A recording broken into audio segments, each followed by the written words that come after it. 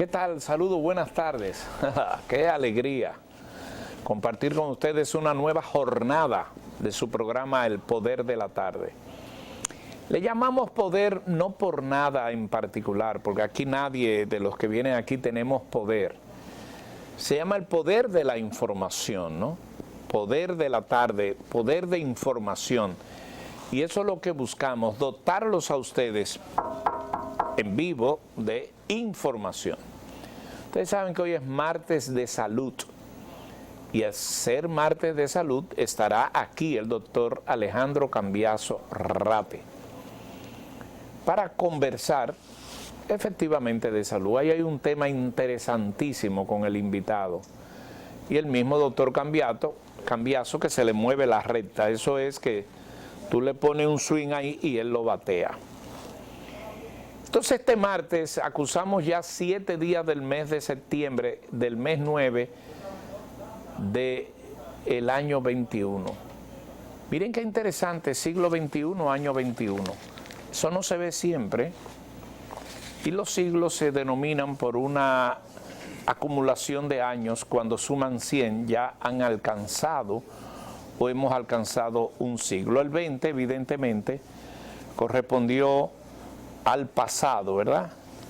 Cuando teníamos toda una suerte de 1901 al 1999. Eso no da 100, entonces usted tiene que coger desde el 1900 al 1999.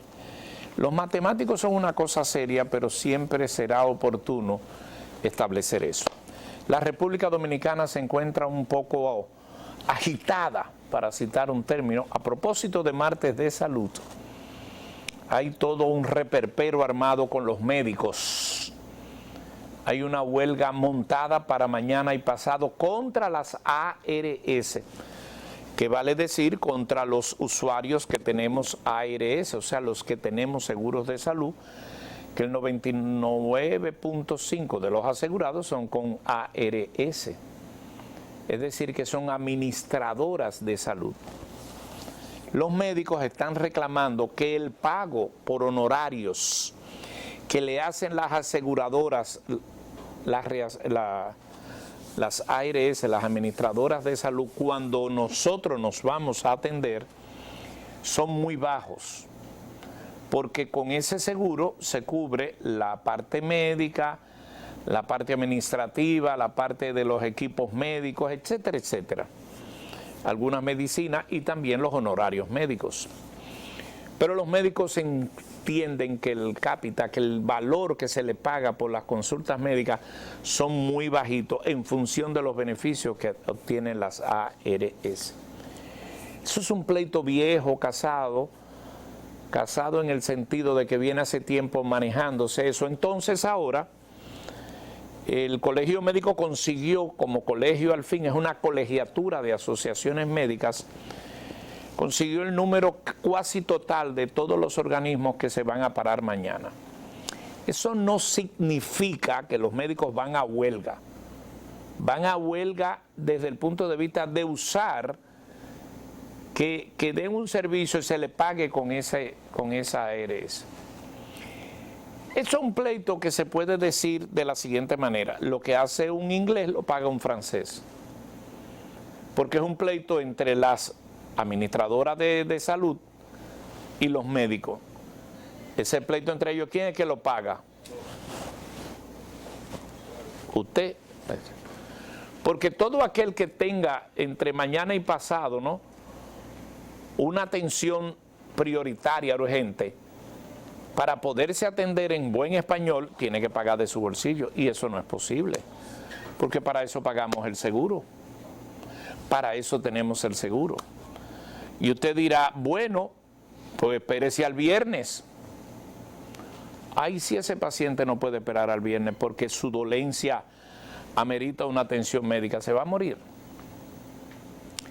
Entonces, no deja de ser complicado toda huelga que entre. Miren, las huelgas médicas, las huelgas de profesores, las huelgas de choferes, las huelgas de los controladores aéreos. Son huelgas que tienen un efecto demoledor en la población. Entonces se comienza, y usted no sabe por dónde va a terminar, pero eso le afecta mucho, pero mucho al ciudadano que de una u otra manera cuenta con eso y paga sus recursos. Paga sus recursos. Entonces hay que tener un poco de cuidado para los fines de que evidentemente ver en qué va a concluir esta parte, ¿no? La parte que tiene que ver con los servicios médicos, basado en el hecho de que ya el colegio médico y ese grupo de organismos afiliados, que son sociedades médicas que están afiliados al colegio, a la colegiatura médica, ya han dicho que están definitivamente involucrados en esa huelga, que no tiene tanto precedente, pero que sí pudiera tener su efecto. Las ARS le ofrecieron un 11% de aumento de los honorarios, y no de manera general, sino de manera segmentada, lo cual se negó el colegio médico porque decía el presidente de ese organismo que era vestir un santo para desvestir otro. Vamos a ver en qué acontece esto, pero en lo que se investiga esa situación, en lo que eso se resuelve, es evidente que el que paga es el paciente, el consumidor, el ciudadano común, que paga religiosamente y que no le van a descontar esos 2 días de servicio. Ojalá que en el interín no se produzca nada que lamentar como consecuencia de una no atención. Pero vamos a ver en qué esto puede concluir. Esto es algo que afecta por mucho el movimiento de los ciudadanos en cuanto en materia de salud. Un tema que hoy, martes de salud, he querido comenzar con este punto. Al igual que decirle que está un poco convulsionado el país. Siento mucha rispidez, muchas situaciones encontradas, adversas, todo lo que se mueve alrededor de la justicia. Hay un movimiento como de 5 o 6 expedientes a la vez. Hacía tiempo que no estaba tan convulsa la justicia. Miren ustedes, les voy a contar más o menos 6 o 7 casos que están corriendo a la vez. Es como si fuera un maratón, es como si fuera un festival de casos judiciales abiertos. Ojalá se concluya uno, porque hay muchos abiertos y ninguno se ha concluido.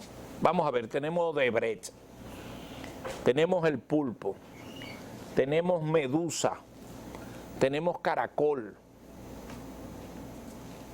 Pulpo, Medusa, Caracol, Odebrecht, me falta uno. Y ahora, arriba de todo eso, le han abierto un caso en un hecho para mí insólito, pero bueno, tiene pertinencia. Hay un esquema, un problema ahí, nada más y nada menos contra el presidente de la Suprema Corte de Justicia. Miren, cuando en una sociedad se llegan a esos niveles, algo anda mal.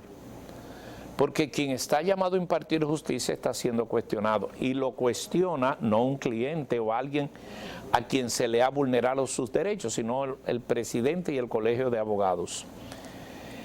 Tengo el pálpito de que también están afectados, y aunque no dan la cara, algunos compañeros del presidente de la Suprema Corte de Justicia. Hay algo que no anda bien.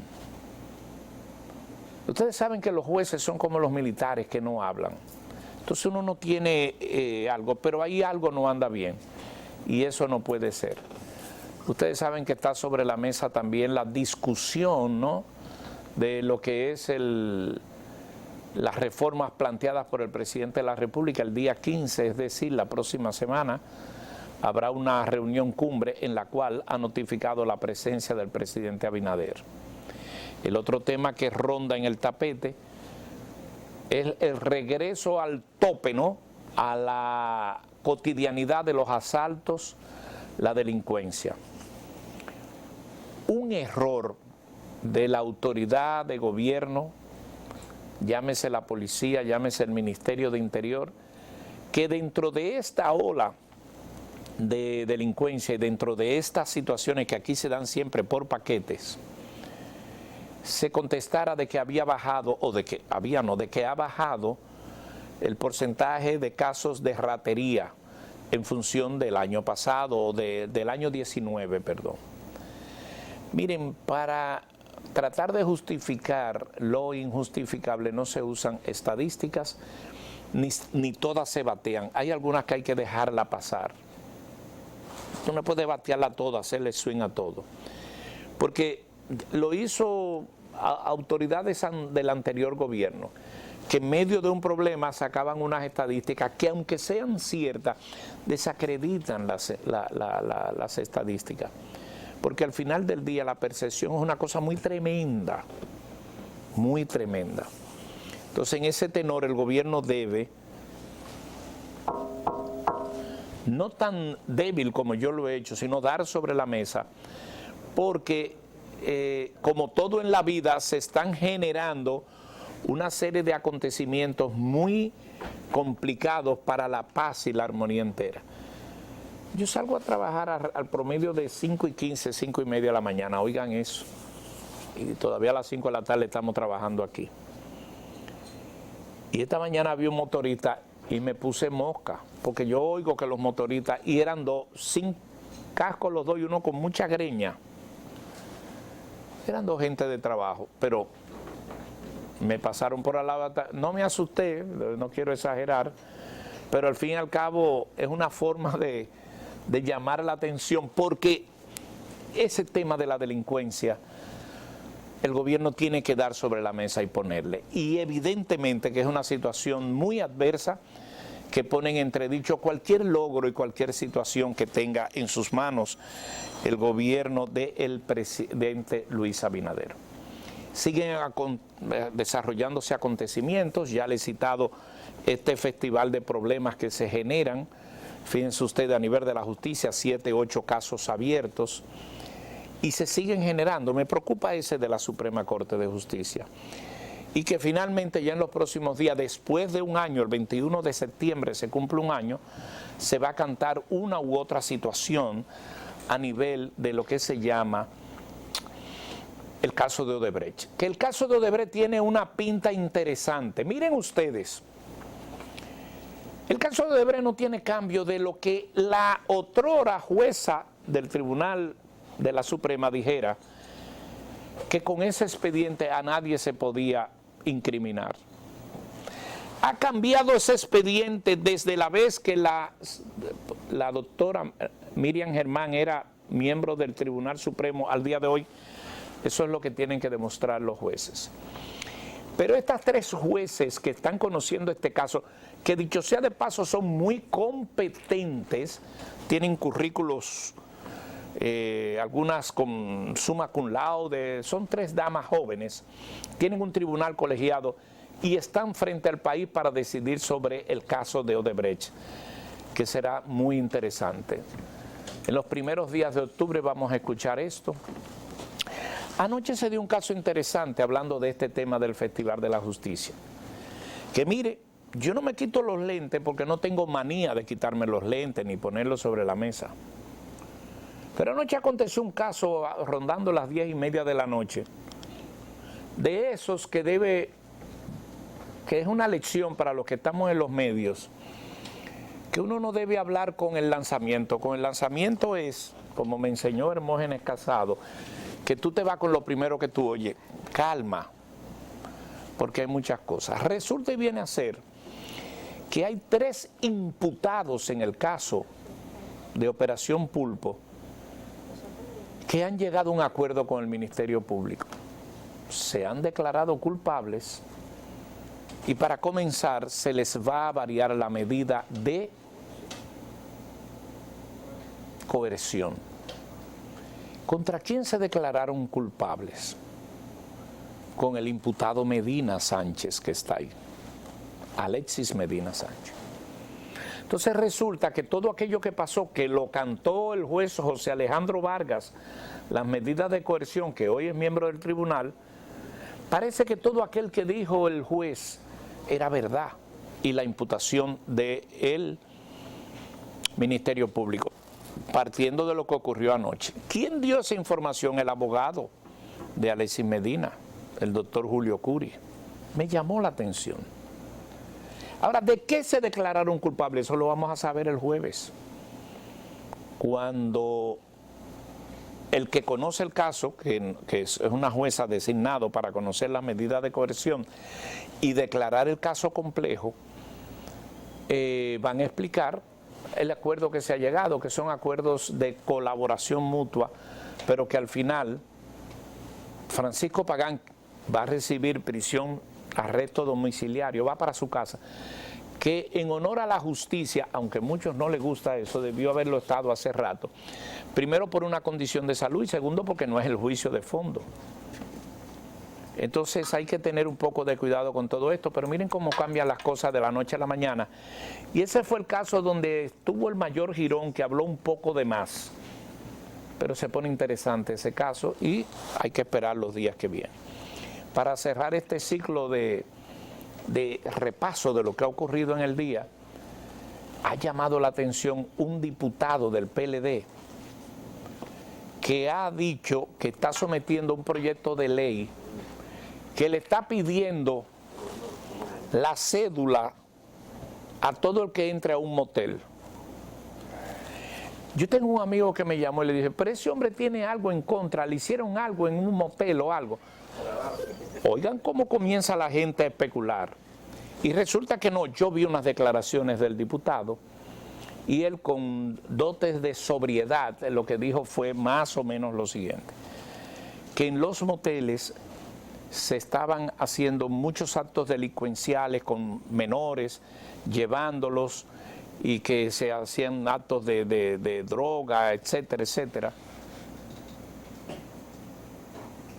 Y déjeme decirle, un diputado tiene que tener cuidado. Mira, hubo una vez un diputado que sometió un proyecto de ley, cuando había un tema ahí con la superintendencia de bancos, y eliminó para la vida, quitó, comenzando el gobierno de Danilo Medina, y eso, el contralor, por unas pensiones que se habían asignado, y fue un reclamo de un diputado.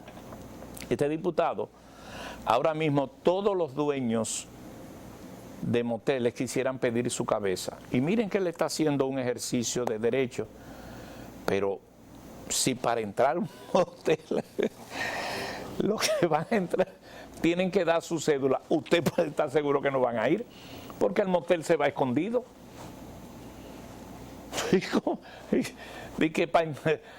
Se va escondido y hasta se ponen una gorra y una serie de cosas. O sea, el diputado debió haber pensado eso, al menos que quiera realmente salvar, que en ese lugar él debe tener alguna evidencia de que ahí se hacen tratas de menores y todo eso. Aquí nunca falta una. Vamos a cambiar ese tema porque hoy es martes de salud y está aquí el doctor Cambiaso. Y el doctor Cambiaso, que no sabe de eso ni conoce un motel, yo no le puedo preguntar de eso. Eso yo tengo que hablar con gente experta. Yo tengo un amigo que es experto en eso. No porque ha ido mucho, sino porque administró un motel. Porque ya ustedes estaban pensando otra cosa. Saludos, doctor, buenas tardes. Muy buenas tardes, don Luisín, y muy buenas tardes a todos los martes de salud, a todos los televidentes de los martes de salud del Poder de la Tarde.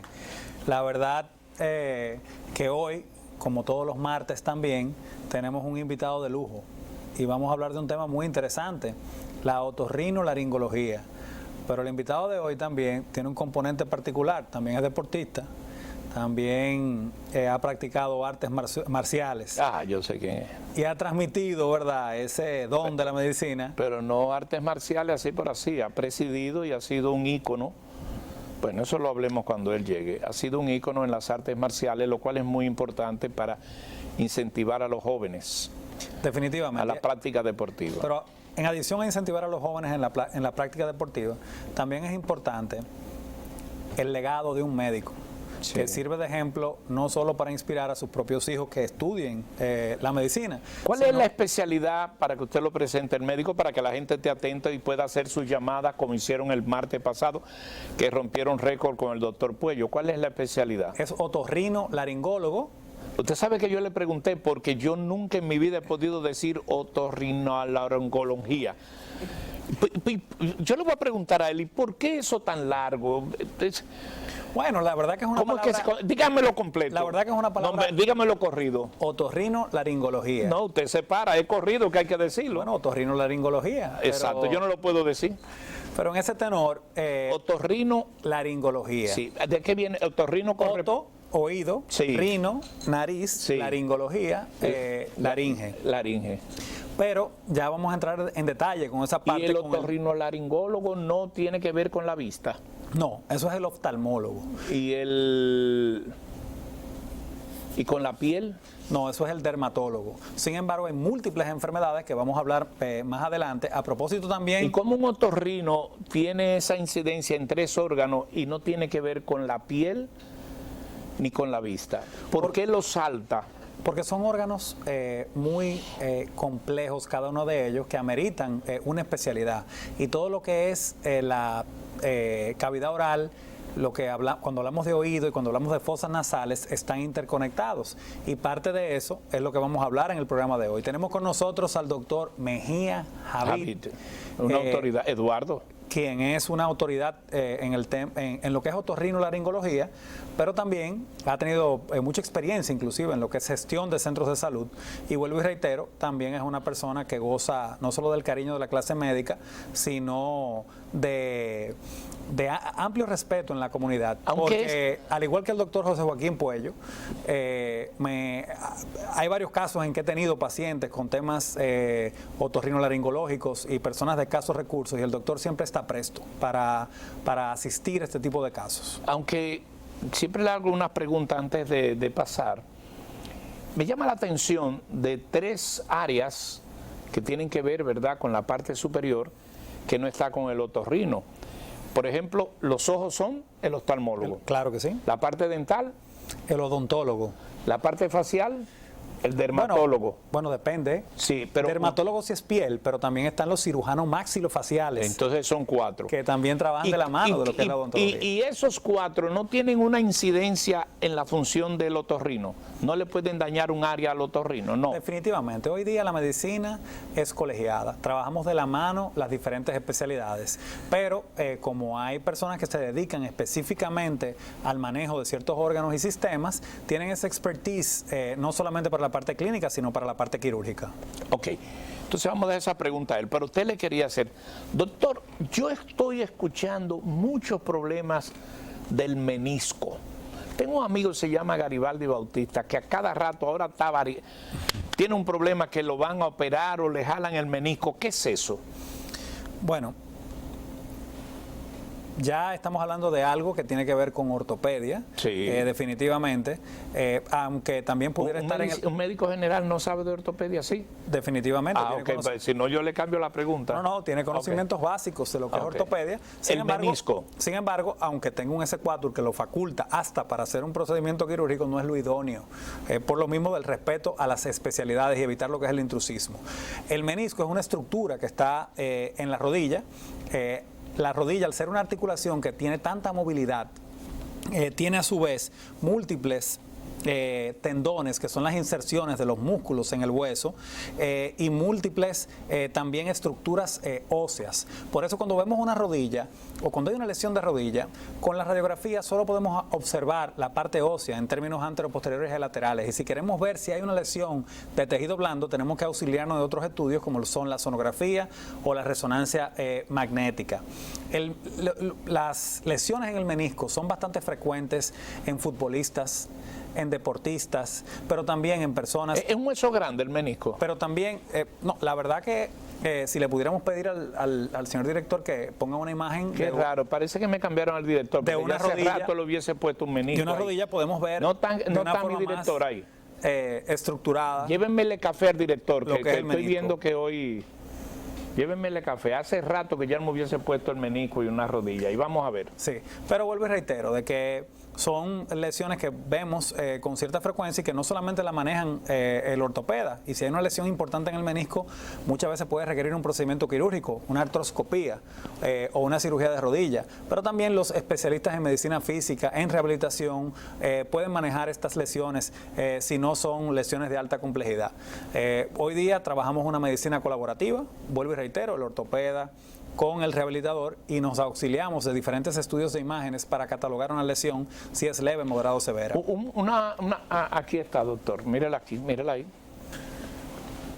Bueno, ahí podemos observar cómo vemos en primer lugar el fémur, que es el hueso más largo del cuerpo, y cómo esa cabeza inferior ahí, sí, aquí del fémur, cuando se va a unir en ese espacio que podemos ver ahí, que hay ese líquido que se conoce como líquido sinovial, por ahí podemos observar esa estructura que es el menisco. Pero podemos ver que es una estructura articular muy compleja que cuenta con con muchas partes. Podemos ver la bursa que recubre lo que es la cabeza del fémur, la cabeza también, pero también podemos observar la rodilla, es lo que vemos aquí adelante, donde dice patela, para que tenga una idea. Y ahí podemos ver también la membrana que recubre la parte ósea. ¿Y qué es eso de grasa? ¿Qué grasa es esa? No, hay grasa que precisamente al mismo tiempo y de la mano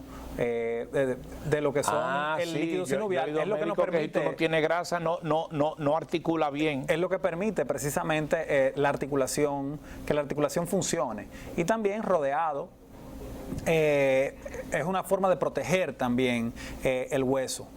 El hueso, mucha gente no lo sabe, pero es un tejido vivo, y es un tejido que contiene inclusive médula ósea, que son los precursores de lo que son los elementos formes, los glóbulos rojos, etcétera, por lo que hay la falsa concepción de que a veces cuando hablamos de hueso, la gente lo entiende como un tejido inerte. Doctor, no es así. Hay veces que es cierto que una dolencia, un problema molar, un problema de odontología puede llevarte hasta tú perder la vista.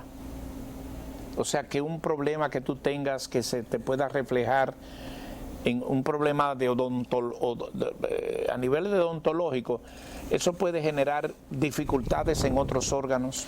Bueno, definitivamente. Es tanto así que previo a una cirugía cardiovascular compleja se requiere una evaluación odontológica. Repito, ¿Y por previo qué? a una cirugía cardiovascular compleja se requiere una cirugía. ¿Y qué tiene eso que evaluación ver? odontológica. No me diga. Porque en la cavidad oral se desarrollan múltiples bacterias, y esas bacterias, si hay presencia de caries o si hay presencia de inflamaciones o infecciones, no solo a nivel dental, sino a nivel periodontal, pueden migrar y tienen la facilidad de que estos organismos que se alojan a nivel de la cavidad oral pueden depositarse en válvulas y producir endocarditis o inflamación de las válvulas cardíacas, entre otros. Y de la misma forma también infecciones a nivel de la cavidad oral, y en eso vamos a poder hablar en lujo de detalle con nuestro invitado del día de hoy, pueden migrar a otros órganos, por ejemplo, al pulmón y producirse neumonía, entre otras. Es importante que tengamos claro que todos los órganos están interconectados y están formados por células que se relacionan unas con otras, por lo que hablar de salud siempre tenemos que tener una perspectiva integral y saber que una infección o una afección de un órgano de un sistema puede repercutir en otro. Estoy yendo hace un tiempo un tema de bacterias. Algunos hospitales que se coge una que otra bacteria, eso me da grima. Pero he escuchado y conozco uno que otro caso de bacterias, casos muy esporádicos, ¿no? Pero existe que cogió una bacteria que se comió un puerco, qué sé yo, que una bacteria, o algunas personas que por alguna ingesta se le produce. Pero he escuchado casos así esporádicos.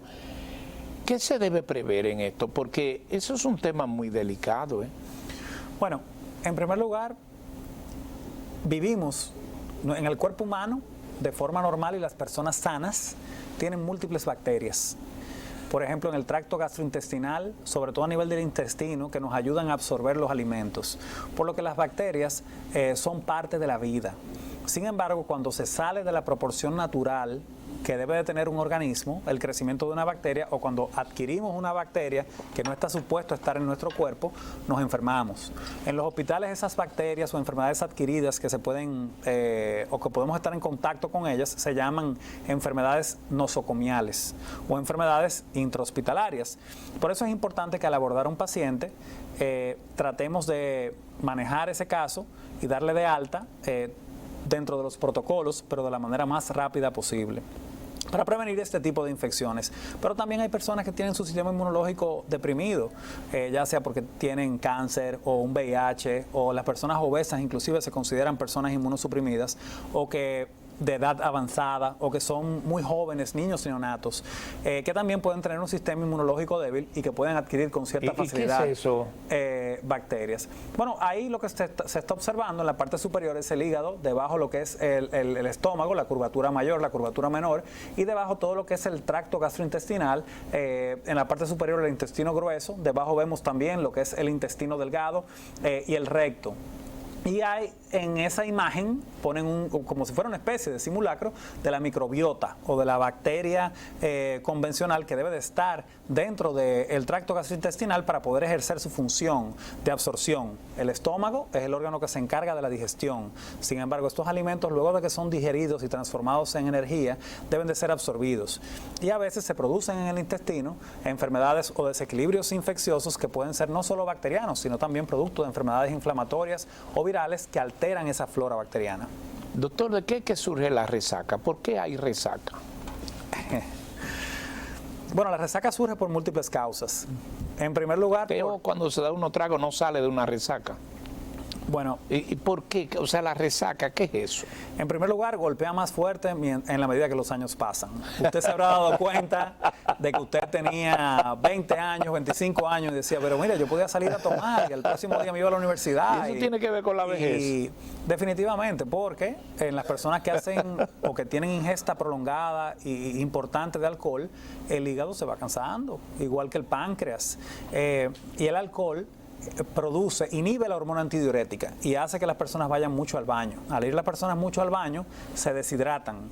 Y también el alcohol atraviesa lo que es la barrera hematoencefálica, que llega a cerebro. Ya llegó el director, míralo ahí. Y puede favorecer a que se produzca, ¿verdad? Felicito al director. Inflamación, dolor muscular y trastornos a nivel de los órganos. Pero la mayoría de las resacas se va a la cabeza, un dolor de cabeza. Bueno, sentimos el dolor de cabeza con frecuencia porque pueden haber desequilibrios hidroelectrolíticos, deshidratación. ¿Desequilibrios?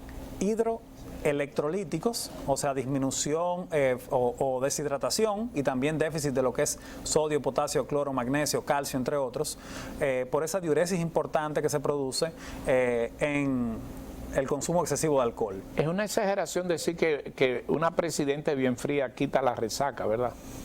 Bueno, yo diría que no he tenido la oportunidad de leerlo en ninguno de los textos que he leído, pero le pudiéramos preguntar también ahorita, cuando venga el doctor Mejía Javi, si él tiene alguna información en ese sentido nueva que... Miren, no se puede coger todo tan estrés, hay que hacerlo, ¿verdad? Un poco divertido, porque los tragos a veces son... ¿Es cierto que es bueno beberse un trago al día? Bueno, hay mucha controversia en ese sentido. ¿Controversia? Hay ¿O falta de dinero? Hay mucha controversia en ese sentido. En primer lugar, hay escuelas, ¿verdad?, que hablan de que una copa de vino tinto en el caso de la mujer, 2 copas de vino tinto en el caso del hombre, o una cerveza en el caso de la mujer, 2 cervezas en el caso del hombre, no hacen daño, pudieran producir efectos favorables, antiinflamatorios y que son favorables. Sin embargo, eso entra un poco en contradicción con lo que es la definición de alcoholismo de la Organización Mundial de la Salud, que habla de ingesta cotidiana de alcohol por encima de X número de onzas. Pero doctor, pero bebes una copa de vino diaria, ¿y en qué puede afectar eso? Oye, hay muchos países europeos que estuvieran todos muertos, durante no hubiese europeo alguno. Los tipos se beben una botella diaria. Sin embargo, en República Dominicana es uno de los países que tiene mayor incidencia, en primer lugar, de accidentes de tránsito ligados al consumo de alcohol. Eso es otra cosa. Y en segundo lugar, se dan un humo y quieren coger el chofer, el carro. Exacto. Y sobre todo también inclusive motores. Y en segundo lugar, observamos mucha incidencia de cirrosis hepática y de enfermedad hepática y pancreática por el consumo excesivo de alcohol. ¿Es verdad que el que bebe mucho romo puede hasta morir de cirrosis hepática?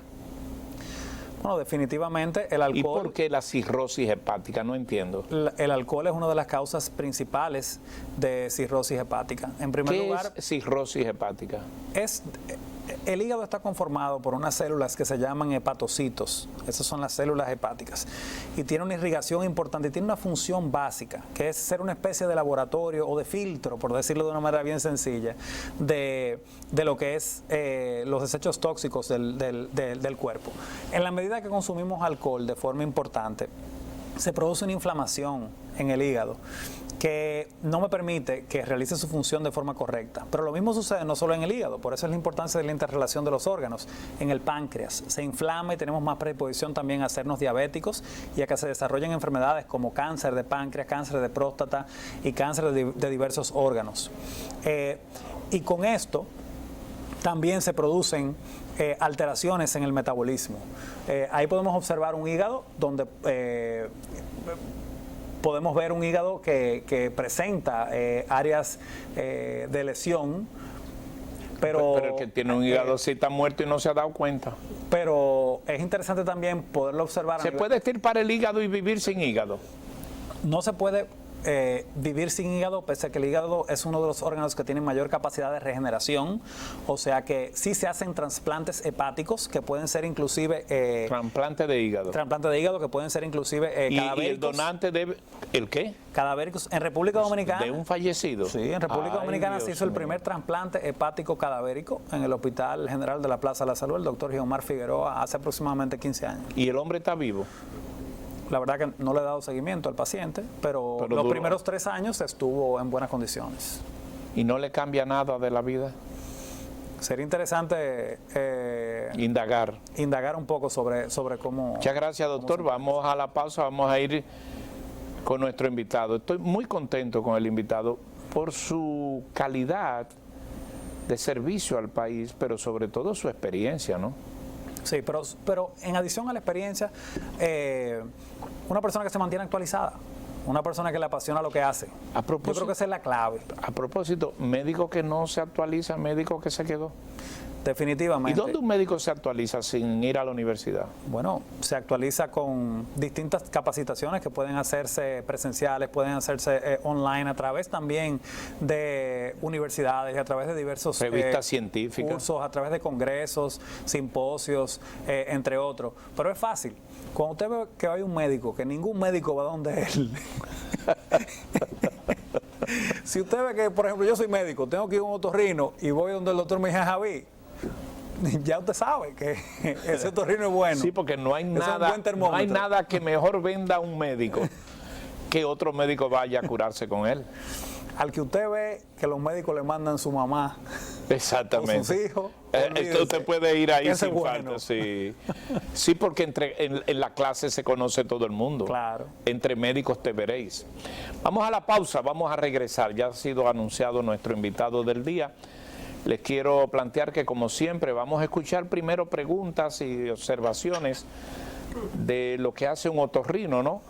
Y luego ustedes pueden hacer sus preguntas, sus inquietudes, obvio, relacionados con su especialidad, porque a veces me preguntan cosas. Yo le iba a preguntar al doctor del cáncer de lengua. ¿Hay cáncer de lengua? Definitivamente hay cáncer en toda la cavidad oral, no solamente en la lengua. ¿Y de qué viene un cáncer de lengua? Puede venir de diferentes formas. ¿Y le cortan la lengua al que hemos visto actualmente inclusive mayor incidencia vinculada a virus del papiloma humano. ¿Por qué? En el caso de, por poner un ejemplo tradicional, porque hay ejemplos no tradicionales, en el caso de que un hombre tenga sexo oral con una mujer que tenga virus del papiloma humano, pudiera, si es un virus de alto grado, aumentar la frecuencia de posibilidades de que tenga cáncer en cavidad oral. Pero ese es un tema que tenemos que traer más adelante a otros expertos para que lo discutan. Ese es un tema que después que pusieron los OnlyFans. El tabaco también aumenta la incidencia de cáncer de cavidad oral, al igual que el mismo alcohol en forma excesiva. O sea que hay muchas potenciales causas, pero nuestro invitado del día de hoy, vuelvo y reitero, es un otorrinolaringólogo. Nos puede dar luz en ese sentido. Regresamos.